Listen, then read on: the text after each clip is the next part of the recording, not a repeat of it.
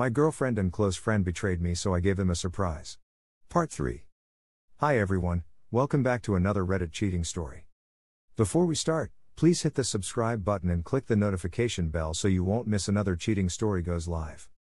On Sunday, I woke up to several missed calls, voice messages and text messages.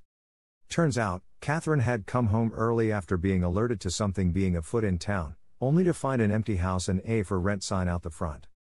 Freaking out, she had gone to my parents, who closed the door on her the moment that they answered, forcing her to call everyone until she managed to somehow be contacted by Becky and told that she had a package for her.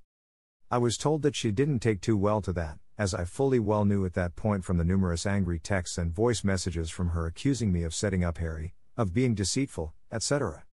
I was worried that she might show up at my front door, but nothing ever happened.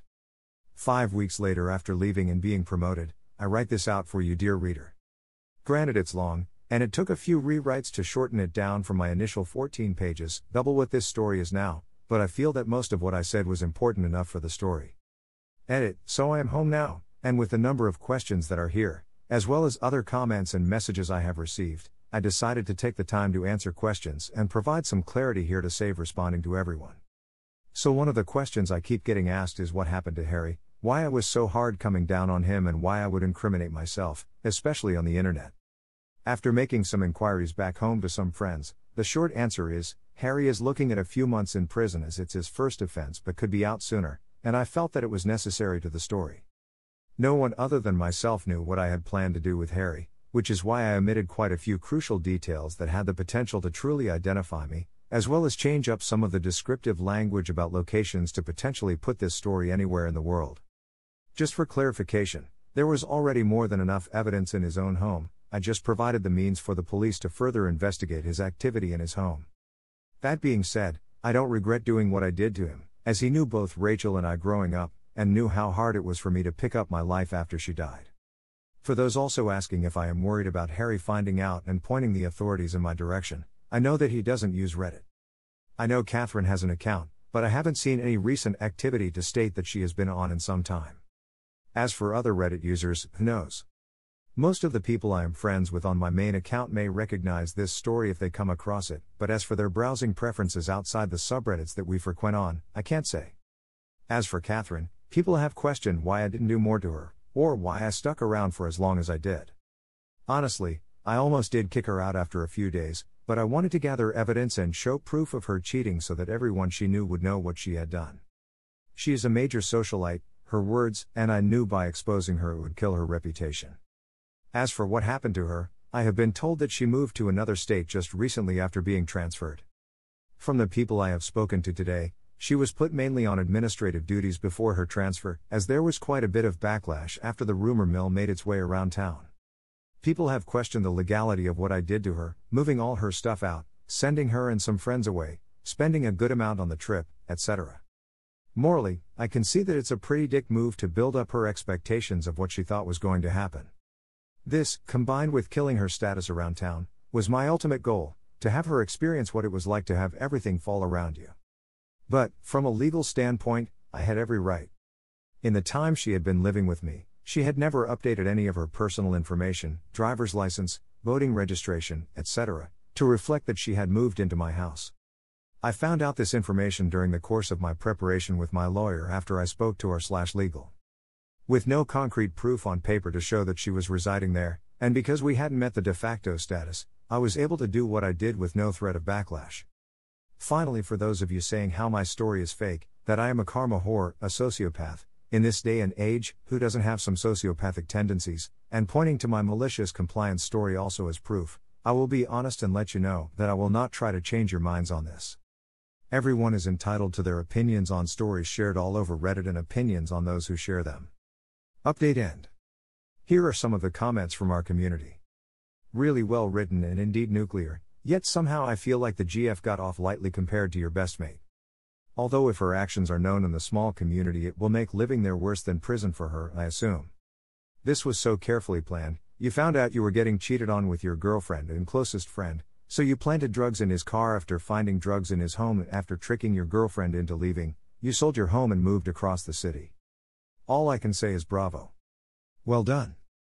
After all this, be sure to spend some time with a therapist. This is a lot of new stress to handle on top of Rachel's passing years ago that will likely never heal completely. Here is the second story. I plan on ghosting girlfriend after I found out about her trip this weekend. We have been together for 5 years now and I was saving up money for a house and a wedding, but all that's gone now. I go for a run every morning and I couldn't find my phone. I asked her to give my cell a call, but she wanted to go back to sleep and handed her phone to me. I always had some suspicions about her behavior the past few months and so I snooped. Let's just say all her business trips and late nights were all excuses for hooking up with her boss who is also a married man BTW.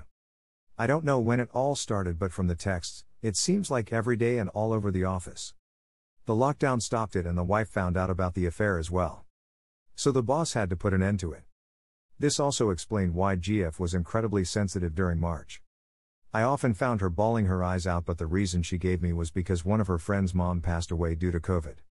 Last few months have actually been good for us. I was happy spending so much time with her. And it all seemed well.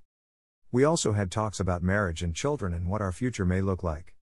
She also seemed more invested in the relationship compared to earlier this year. I had already started saving up for the house already, but due to COVID I had to take a pay cut. So, I began looking for new jobs last month. I have narrowed it down to 2 job offers. One in the same city with a substantial increase in pay and the other on the West Coast with a gigantic increase in salary with probably the best company out there in my field. I haven't told her about the offers yet as the negotiations are still ongoing. However, this was all last week. Since GF has started working remotely, she has had limited contact with her boss. But their conversation started again at the beginning of this month. At first, it was all about how much they both regret about what they had done to their respective partners, about how he has to put a lot of effort into regaining his wife's trust and yada yada yada. Then the tone shifted in the second week and it was all about how they still had feelings for each other but it had to stop. She also mentioned that she was looking forward to getting married to me and how it would break my heart if I got to know about the cheating. Anyways, all that texting led them to decide to meet up for one last time and then end it between them once and for all. I found out about all of this last Friday and they are planning to meet up this weekend. BTW, she told me she is going to go and help out her friend who is moving back to her hometown this weekend. When I first read through everything, I just couldn't move from the sofa for an hour. It was as if my body weighed a ton.